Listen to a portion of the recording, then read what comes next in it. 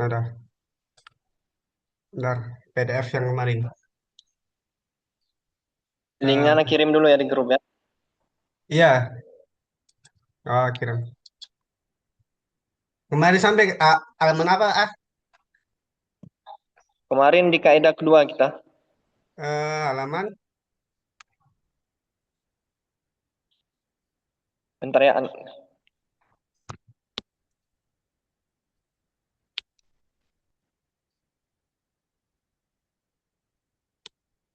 Halaman. Kaidah yang kedua. Yang versi Arabnya nggak bisa ya. Nggak Lebih bisa asik versi di, Arab sih. di laptop nggak Ya bisa udah nggak apa-apa lah. Oh iya Di, ya. di halaman pertama, pertama nih ya. Kaidah yang kedua ya. Itu Ini kaidah kan, pertama tuh. ini, ini Ya di bawahnya. kemarin udah ini. Udah. Berarti Kita ini lah. dari awal aja. Apa Oh dari, ulang? oh dari awal ulang. Dari awal Nih, kita ulang sedikit. ini ya. Ini kan di videoin kan. Biar ya. Ini, Tunggu yang lain nih bentar. ini udah naik record. Oke. Belum ada yang masuk ya.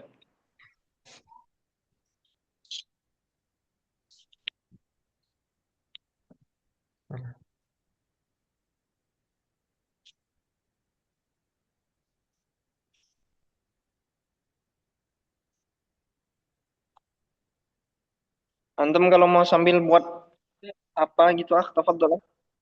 Iya, ntar. Ini udah naik record masalahnya ya. Jadi, Anda masukin YouTube nggak apa-apa kan ya? Oh, bagus dong. Bagus, bagus. Nah, ini belum ada yang masuk sih. Bentar. Bentar. Iya, sabar. Tunggu yang lain dulu ya. Iya. Atau kita mulai. Cuman tunggu yang Mulai lain aja ya. peserta baru Tunggu sedikit. 10. Ya, kalau ada minimal peserta tiga, tak nggak apa-apa. Mulai aja. Ya, ini soalnya antum sendiri. Bentar, bentar.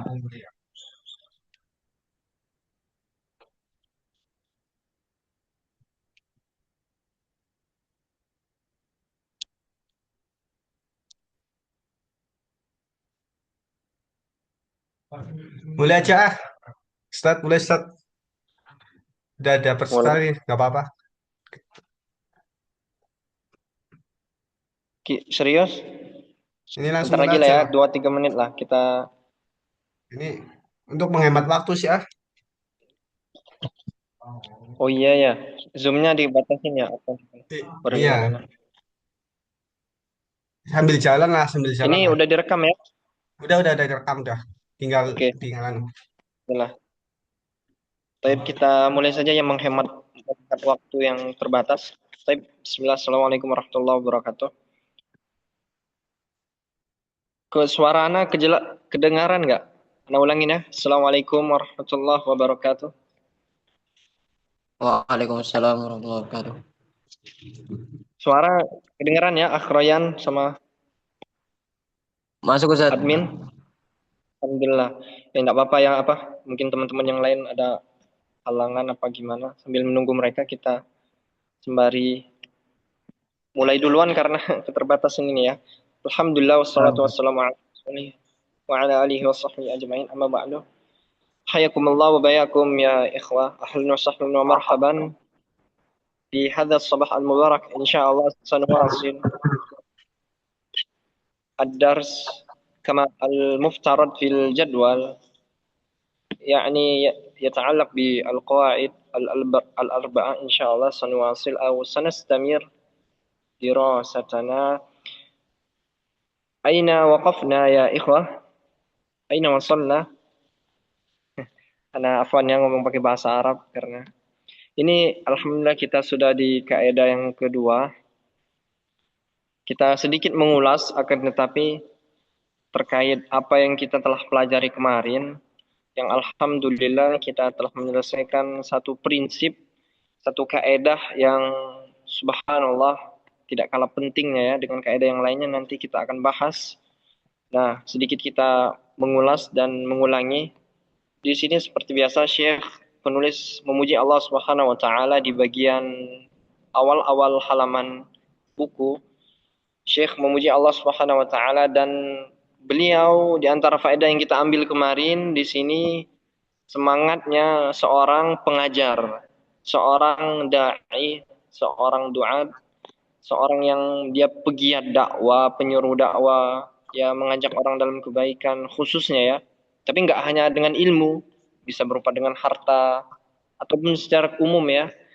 Nah, di sini haddu ala du'ai al-mujtama. Jadi beliau subhanallah memotivasi kita secara nggak langsung ya, yang kita ambil faedah kemarin, untuk senantiasa kita menebarkan doa satu sama lain. Termasuk apa? Termasuk salam yang sering kita ucapkan. Assalamualaikum. Waalaikumsalam. Itu juga di dalamnya terdapat doa tanpa kita sadari. Ikhwah wa akhi ukhti rahimakallah. Itu ya. Kita sedikit mengulas doang ini ya. Nah, beliau mendoakan kita semua, mendoakan kebaikan. Terlebih-lebih lagi beliau kasih simpul-simpul kunci-kunci yang hakiki di dalam menggapai kebahagiaan. Yang kita sebutkan kemarin ada 3. Menjadi hamba yang pribadi yang senantiasa bersyukur ketika diberikan kenikmatan bentuk apapun, dan berusaha untuk bersabar ketika menghadapi beraneka ragam pernak-pernik masalah di dalam kehidupan. Dan doa beliau juga agar kita menjadi hamba yang bersegera mengharap ampunan Allah Subhanahu wa taala. Nah, itu tadi yang 3 kita sebutkan sebagaimana Syekh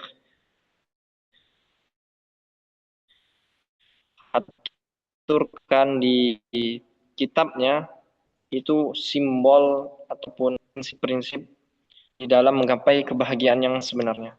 Nah, setelah itu beliau menggambarkan, memberitahukan kepada kita selaras dengan firman Allah kita bahas kemarin di surah Muhammad fa'lam sampai ilal akhiril ayah.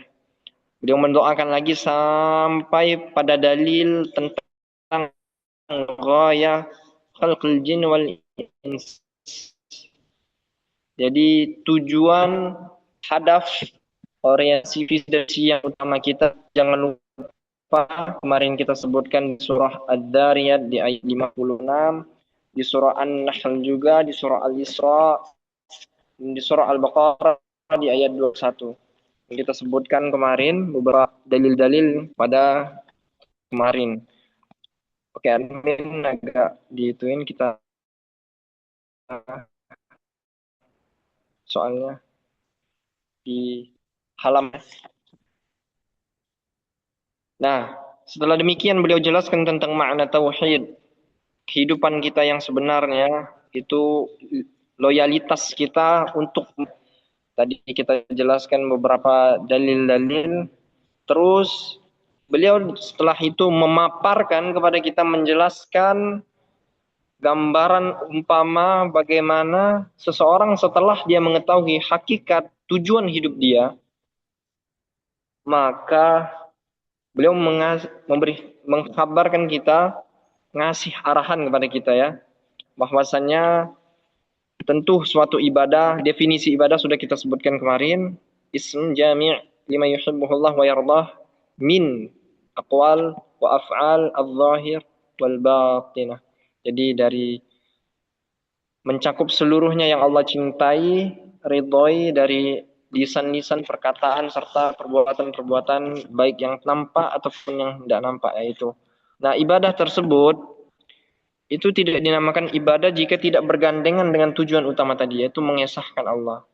Banyak kita lihat yang katanya tadi perumpamaan orang yang hafal Quran 30 juz, bahkan ya segala macam dia berdoa, bahkan baca segala macam lah, baca apa, niat dia ibadah, cuman lihat ibadahnya ternyata di sisi kuburan. Bahkan yang lebih mirisnya, yang lebih kita sedihnya, sujud, meminta, bahkan percaya kepada yang tidak memberikan manfaat dan mudarat sedikit pun, entah di kuburan ataupun ya berhala ataupun benda-benda yang lain, kita anggap itu sebagai sesembahan. Nah, padahal niat mereka itu beribadah. Walaupun keyakinan mereka berbeda-beda. Ada yang menganggapnya 100% full, dia yakin ini yang dapat memberikan ini. Ada yang hanya sebagai ya ngalap berkah dan lain sebagainya. Apapun alasannya, ingat, itu tidak dinamakan ibadah karena tidak ada tauhid di dalamnya. Tidak ada pengesahan, pemurnian menjadikan Allah Subhanahu wa taala satu-satunya di dalam ibadah. Nah, beliau paparkan tadi tentang apa?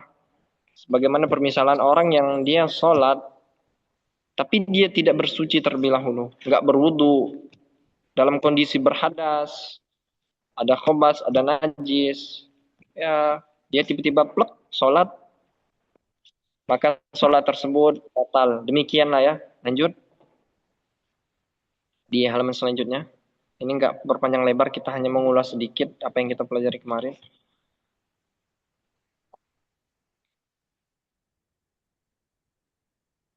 Apaan ya teman-teman, versi Arabnya nggak bisa ditampilin. Apa? Versi Arab fullnya. Nah di laptop admin belum terlalu itu. Nah di kaidah pertama tadi kita udah jelasin beberapa dalil juga tentang bahayanya orang yang dia mempercampur adukan ibadah tersebut. Terutama ya, tadi kita sebutkan juga tentang urgensi seseorang bahwasanya ibadah paling utama dia menjadikan Allah Subhanahu wa taala satu-satunya di dalam ibadah tersebut. Nah, jika tercampur oleh kesyirikan tadi, menduakan Allah, menjadikan selain Allah sekutu, apapun bentuknya yang kita sebutkan tadi, nanti penjelasan lebih detailnya, maka hal tersebut dapat merusak bahkan membatalkan amal dan membuat pelaku yang mengerjakannya na'udzubillah diancam dengan masuk ke dalam nerakanya Allah Subhanahu wa taala. Itu ya. Dalil-dalilnya kita sebutkan di surah An-Nisa, juga di surah Az-Zumar, di surah Al-Maidah, beberapa ayat-ayat yang kita sebutkan juga. Nah, termasuk kita masuk ke kaidah pertama yang sudah kita bahas kemarin. Pada intinya dan kesimpulan di kaidah pertama yang kita jelaskan kemarin, mereka orang-orang kufar, orang-orang musyrikin yang Nabi Shallallahu Alaihi Wasallam perangi mereka, itu mereka meyakini betul dan percaya bahwasanya Allah yang menciptakan, yang mengatur segala macam bentuk urusan. Mereka yakin. Cuman letak keyakinan mereka tersebut tidak membuat mereka masuk ke dalam Islam. Karena mengapa? Nanti kita sebutkan alasan dibalik mereka kenapa tidak memasukkan mereka ke dalam Islam. Padahal mereka yakin. Dan mereka mengatakan dengan yakinnya yang menciptakan ini dan itu sebagaimana dalil-dalil yang kita sebutkan. Subhanallah. Mereka apa? Mengatakan fasayaqulun Allah. Yakin mereka. Allah yang menciptakan ini. Allah yang mengatur ini. Allah yang berkuasa terhadap ini. Cuman apa? Lihat di surah Saba, mereka mengatakan aja'alal alihata ilahu wahid. Maka apakah engkau Muhammad ingin menjadikan sesembahan kami ini satu? Inna hadzal syai'un ujab. Kita sebutkan kemarin sebagaimana firman Allah, sungguh hal demikian itu hal yang sangat mengherankan di kalangan kaum musyrikin. Itu ya terkait ulasan sedikit apa yang kita pelajari kemarin. Kita lanjut ke kaidah yang kedua. Admin. Masya Allah. Nah, teman-teman, alhamdulillah kita masuk di kaidah simpul. Ya, prinsip pegangan kita di tahap level yang kedua. Apa itu? Syuf, persiapkan ya. Kita insya Allah kita bahas secara mendetail. Tafaddalu man yuridu an yaqra. Man ahada minkum yuridu an yaqra. Fa'ali falyatafaddalu. Akhroyan mungkin? Naam. Tafaddal. Annahu yaqulun ma da'unahum fatawajjahna ilaihim ila li talibil qurba wasyafa'ah.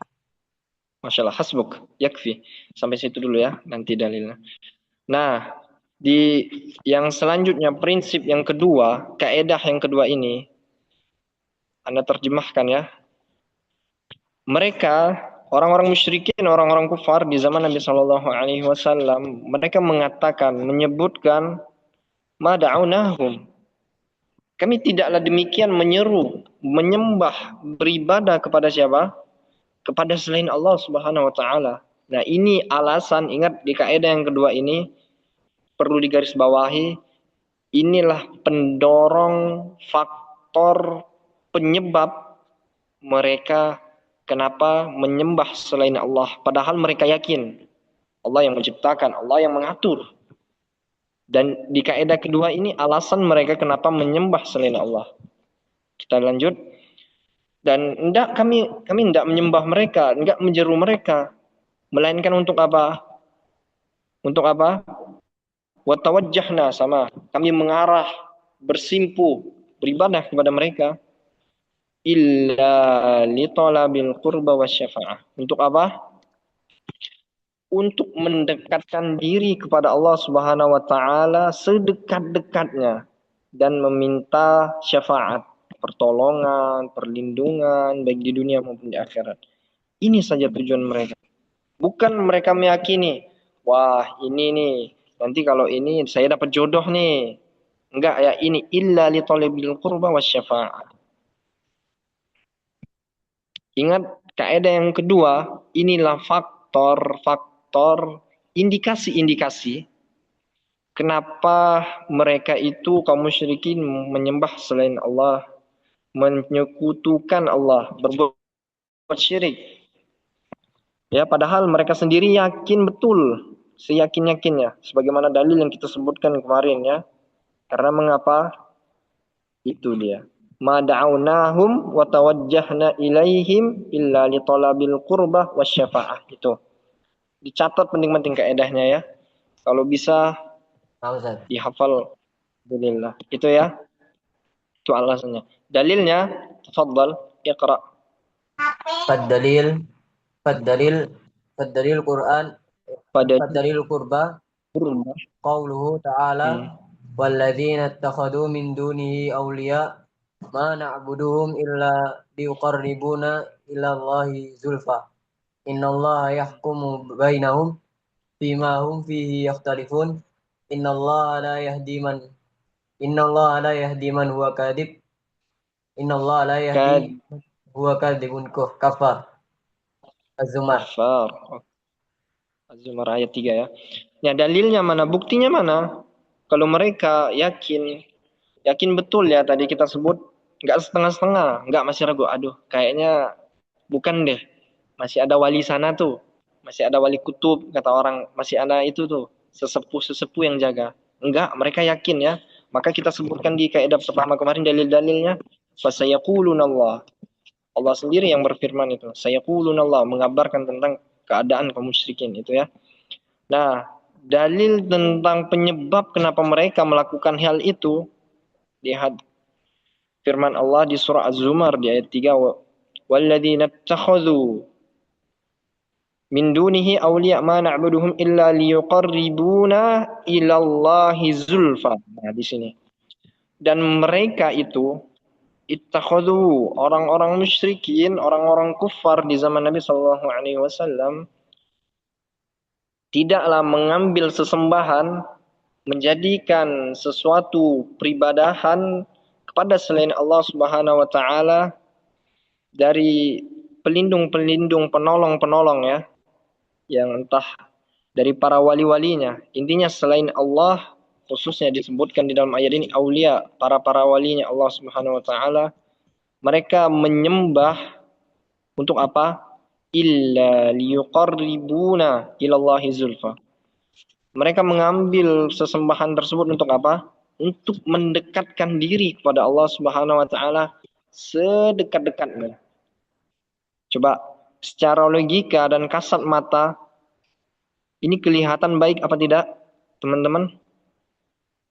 Kelihatan baik. Ini kami cuma gini doang tuh. Ini Masya Allah, ini kuburan orang soleh loh. Dulu puasanya Masya Allah, ilmunya luar biasa. Sering begini begitu, disebutkan kesolehannya. Subhanallah. Coba lihat, innallaha yahkumu bainahum fima hum fihi yakhtalifun. Biar Allah Subhanahu wa taala sungguh dan bahwasannya Allah lah yang akan memutuskan perkara yang diperselisihkan di antara mereka. Sungguh Allah Subhanahu wa taala tidak memberikan petunjuk kepada mereka yang berdusta dan ingkar. Gitu ya. Nah, di sini perlu digarisbawahi bahwasanya sesuatu yang baik, kita dapat mengambil faedah yang luar biasa di sini. Sesuatu yang baik harus dilakukan dengan cara yang baik pula. Niat yang baik saja belum cukup ya teman-teman. Banyak ya kita terjadi di fenomena di era sekarang apalagi. Nih, ilustrasi simpelnya gini aja. Kita sholat biasanya kan udah paham lah ya, masyarakat di mana-mana. Tiba-tiba ada yang nyeletuk gitu. Sholat subuh lagi semangat-semangatnya nih. Wah, anak lagi semangat Ustadz. Atau ada lagi semangat nih, kawan, ayo kita sholat subuh jadi 10 rakaat. Atau nambah deh 3 rakaat jadinya. Kapan lagi, kan kita lagi semangat-semangatnya gempul ini. Pertanyaannya, niatnya baik apa tidak? Baik. Teman-teman, baik. Baik. Untuk mendekatkan diri kepada Allah tidak?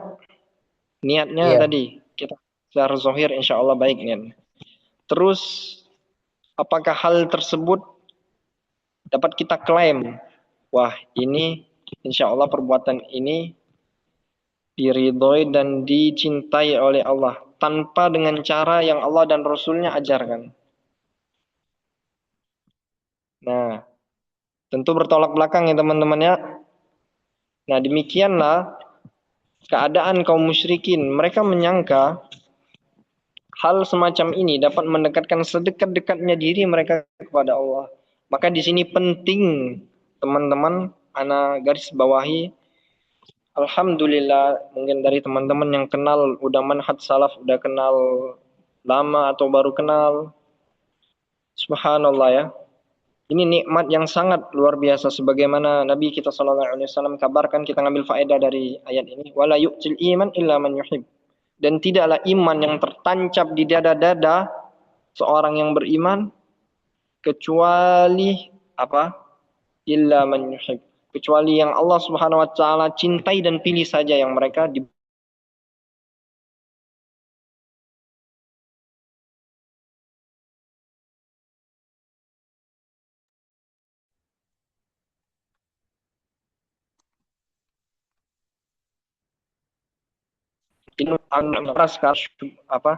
ilmu-ilmu yang kita terkadang terkecoh. Maka jelaslah ilustrasi yang disampaikan oleh salah satu asatidzah kita yang anak pernah baca artikel ya. Mungkin dari teman-teman kalau melihat ya mata air mungkin ya di sungai ataupun di apa itu yang ataupun di gunung mengalir dari mata air pertama terus turun. Ketika dia melalui turun melewati apa? Mata air tersebut, aliran air tersebut turun terus melewati bebatuan, dedaunan, pasir, tanah dengan bentuk aneka ragamnya yang banyak, terus melewati hingga sampai di permukaan ataupun danau. Ya, pertanyaan ana buat teman-teman, kira-kira air yang awal sumber pertama kali di gunung tadi, mata airnya, kira-kira ketika udah sampai di danau tadi, tempat permukaan yang di situ air berkumpul, kira-kira masih bening ataukah udah keruh? Karena udah melewati banyak nih, tanah, batu, dedaunan. Menurut teman-teman masih adakah yang jernih? Keruh. Menurut teman-teman? Keruh, jelas keruhnya ya. Kalaupun ada, kita mau saring, tetap ada yang jernih, cuman sekian persen, tidak banyak. Demikianlah di zaman kita ini, subhanallah ilustrasinya ya, yang disampaikan oleh ustaz-ustaz kita, gitu. Jadi hal demikian itu di era sekarang ini apalagi, Demikianlah yang orang meniti di atas kemurnian agama ini sebagaimana bak air yang keruh tadi, air yang jernih tadi di dalam kekeruhan air yang subhanallah banyaknya. Maka itu teman-teman teruslah semangat di dalam mempelajari ilmu agama. Nah, ini ya, itu faedah dari ayat ini kita ambil bahwasanya niat saja tidak cukup, perlu dengan cara dan metode yang benar yang Allah dan Rasulnya telah ajarkan. Ya, jadi tidak semena-mena. Oh ini baik nih. Oh ini. Ingat, beragama itu bukan dengan akal-akalan, bukan dengan pikiran pola pikir masing-masing. Karena di antara salah satu bentuk kesesatan yang merajalela di era sekarang ataupun di zaman dahulu, salah satu faedah yang Anda dapatkan yang luar biasa dari berbagai daurah itu adalah dari pola pikir seseorang, yang mana di Allah Subhanahu wa taala memberikan segala macam apa yang di organ tubuh kita ini teman-teman ya. Mulai dari mata, hidung, mulut kita, telinga yang mendengar. Ini semua memiliki kapasitas, keterbatasan, tidak bisa dipaksa. Contoh nih, mata kita tidak bisa dia melihat hal-hal yang kecil banget gitu ya. Apa yang ada yang di dalam air, yang lebih kecil dari partikel-partikel, itu mata kita tidak bisa, Allah kasih kapasitas tidak bisa melihatnya, kecuali dengan alat mungkin mikroskop gitu. Begitupun telinga kita, frekuensi sekian dan sekian, itu telinga kita nggak bisa mendengar sebagian. Kalau dipaksa, apa yang terjadi? Akhi ukhti rahimakallah, yang bakalan terjadi telinga kita bakalan pecah gendang telinganya ya, gitu. Nah, untuk teman-teman, demikianlah akal pola pikir kita yang Allah Subhanahu wa taala berikan itu digunakan untuk memahami dan tunduk kepada apa yang Allah dan Rasulnya perintahkan. Karena mengapa? Jika kita memikirkan agama ini dengan akal, tentu semua tidak masuk di akal sebagian. Sebagian ya, kita serahkan kepada Allah dan Rasulnya, hikmah dan kandungannya yang luar biasa. Contoh, kenapa ketika berwudu batal? Contoh, batal karena kentut ataupun buang air kecil. Nah, ketika mulai bersuci bertoharo lagi, berwudu ulang, yang dibasuh apa yang pertama kali? Lubang dubur, lubang yang kotor tadi, atau tangan dulu, terlebih dahulu teman-teman? Tangan, Ustaz. Tangan. Maka secara logika nggak masuk akal sama sekali. Padahal yang kotor dan yang perlu dibersihkan tadi hal yang dilakukan sebelumnya tadi yang perlu sangat dibersihkan ya itu ya teman-teman. Jadi Anda ingatkan sekali lagi faedah di dalam ayat ini, niat saja tidak cukup, perlu dengan cara dan metode yang benar dari Allah dan Rasulnya. Itu ya. Ini terkait alasan mereka kenapa mereka menyembah selain Allah. Lanjut. Masih di kaidah kedua, dalil admin di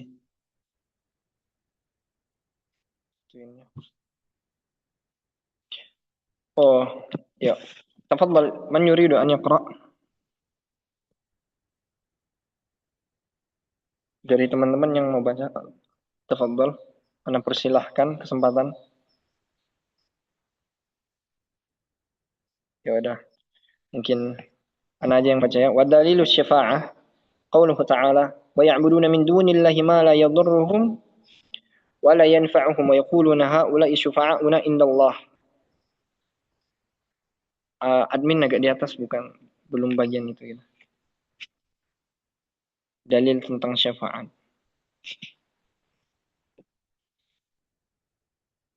Di atas lagi.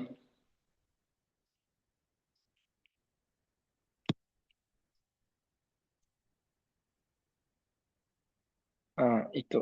Oke. Itu terjemahan ya yang teman-teman lihat. Nah, Dalil yang kedua, penyebab alasan mereka kenapa menyembah selain Allah itu di firman Allah Subhanahu wa taala, dan mereka tidaklah menyembah selain Allah yang padahal hakikat yang mereka sembah itu tadi berhala ataupun sejenisnya dan yang lainnya, la yadurruhum, tidak dapat memberikan mudarat, tidak dapat memberikan bahaya sedikit pun, wala yanfa'uhum, dan tidak bisa memberikan manfaat pula, tidak bisa memberikan kebaikan sedikit pun. Akan tetapi apa? Mereka mengatakan, kami menyembah mereka, wa yaquluna haula'i syufa'auna indallah, agar mereka yang kami sembah itu menjadi apa? Penolong, pelindung kami di sisi Allah Subhanahu wa taala, syafaat. Nah, teman-teman, di sini Allah Subhanahu wa taala bantah di surah Saba di ayat 22 sampai 23. Tidak ada di kitab ya. Ini referensi tambahan. Qul ud'u alladziina za'amtum min dunillahi la yamlikuna mithqala dzarratin fis samawati wala fil ardi wa ma lahum fihim min syirkin wa ma lahum minhum min dhahir. Di surah Saba di ayat 22 ya. Allah Subhanahu wa taala menegaskan dan membantah apa yang telah mereka utarakan. Katakanlah di surah Saba tadi ana ituin terjemahkan. Katakanlah wahai Muhammad, qul ud'u alladziina za'amtum, yang mereka anggap selain Allah Subhanahu wa taala itu yang memiliki ini, memiliki itu, padahal la yamlikuna mithqala dzarratin, padahal mereka itu tidak sedikit pun yang mereka sembah selain Allah. Allah bantah di sini, la yamlikuna mithqala dzarrah, tidak memiliki sedikit pun seperti biji dzarrah ya. Banyak yang menafsirkannya seperti semut hitam yang kecil, atau seperti mungkin teman-teman ada lihat kalau pagi-pagi itu ada kayak biasan apa matahari, terus kayak ada debu-debu kecil. Nah, itu dzarrah. Banyak ya. Fis samawati wala fil ard. Jadi hendak juga memiliki andil di dalam menciptakan langit dan bumi, wa ma lahum fihi min syirk. Dan keduanya bahkan bukan menciptakan ya, ikut andil nih, maksudnya ya ikut andil. Tadi kalau yang awal tadi mereka menciptakan, itu tidak mungkin. Terus Allah Subhanahu wa taala bantah lagi dengan yang kedua apa? Wa ma lahum fihi min syirk. Mereka ikut berserikat, ikut andil di dalam penciptaan itu. Tentu juga tidak mungkin. Itu Allah bantah ya. Wa ma lahu minhum min dhahir. Dan Allah Subhanahu wa taala tidak butuh dengan pembantu bantuan tersebut. Nah, di sini bantahan langsung kepada mereka yang mengatakan apa? Yang mengatakan bahwasannya yang mereka sembah itu dapat memberikan manfaat, dapat memberikan ini bla bla, ataupun mereka enggak meyakini hanya sebagai syafaat. Maka Allah bantah tadi apa? Mereka hakikatnya tidak bisa memberikan sedikit pun walaupun sekecil zarah tadi, tidak memiliki kuasa di situ di dalam hal dunia ataupun hal yang ada di akhirat gitu ya. Dan Allah bantah lagi, bukan andil tadi. Jadi 3 bantahan Allah Subhanahu wa taala langsung bantah mereka di surah Saba tadi. Bahkan mereka hanya ikut andil, itu pun tidak mungkin. Wa ma lahum fihima min syirik. Dan mereka di dalam hal penciptaan langit dan bumi berserikat, ikut apa andil tadi kepada Allah Subhanahu wa taala, dan ini juga tidak mungkin. Makanya ini bantahan dan ejekan kepada mereka. Ini subhanallah ya, balaghah di dalam Al-Qur'an. Nah, itu ya teman-teman. Jadi bantahannya di surah Saba ayat 22 terkait mereka yang menyembah, mengambil sesembahan selain Allah Subhanahu wa taala, khususnya di surah Az-Zumar tadi ayat 3. Mereka mengambil untuk apa? Untuk mendekatkan diri kepada Allah sedekat-dekatnya. Itu ya. Nah, di surah yang lainnya, di surah Az-Zumar di ayat 44 dan juga di surah lainnya Allah Subhanahu wa taala bantah mereka di surah Az-Zumar juga di ayat 66. Teman-teman mungkin nanti bisa cari referensi lebih itunya ya. Nah, ulangin. Yang kita bahas tadi di surah Az-Zumar ayat 3 yang tentang alasan penyebab utama kenapa mereka menyembah selain Allah. Di surah Az-Zumar ayat 3 Allah Subhanahu wa taala bantah mereka di surah Saba ayat 22 sampai 23. Nah, setelah itu surah Az-Zumar di ayat 66 yang berbunyi balillah fa'bud wa kum minasyakirin. Maka hendaklah engkau menyembah Allah Subhanahu wa taala dan menjadi orang-orang yang bersyukur. Gitu ya. Perintah untuk mentauhidkan Allah. Dan dalil tentang syafaat tadi di surah Yunus di ayat 18. Di surah Al-Muddathir juga disebutkan fama tanfa'uhum syafa'atus syafi'in, dan tidak bermanfaat syafaat mereka sedikit pun. Surah Al-Muddathir di ayat 48.